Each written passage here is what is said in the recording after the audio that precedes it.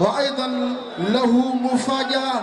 سنتابع أبرز الأسماء هو الأميران، وبحمد الله سيداتي أنساتي سادتي انطلاقة نارية لفعاليات هذا الشوط الذي بلا شك هو ناري. الدانا تنفجر باكرا وتخطف الصدارة وتذهب بعيدا، ودارين تحاول اللحاق بالدانا، وأيضا الأميران ربما هو يراقب الآن ذهاب الدانا مع بربر كينج أيضا دانا ودارين. وهناك المرشح الأقوى الأميران يتمركز في مركز ثالث، والجميع في الخلف الجراح وبريانكا وذا ماجيك، ولكن الانطلاقة تذهب الآن لدارين التي لديها مهمة.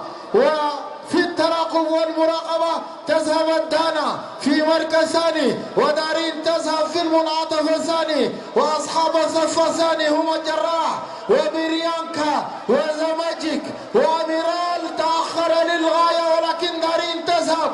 إذا لم تلحق الدانا ودارين ستكون هناك مفاجآت في المحك.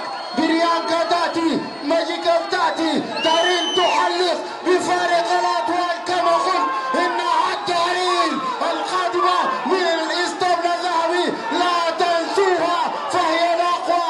والأميران يأتي ونار نار يا دارين، لا تتنازلي فقد اقتربت.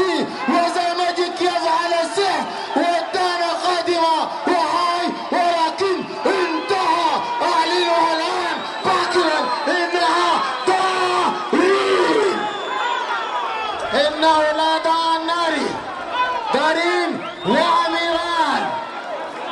إذا ذهبتم هلكتم، وقد كانت هي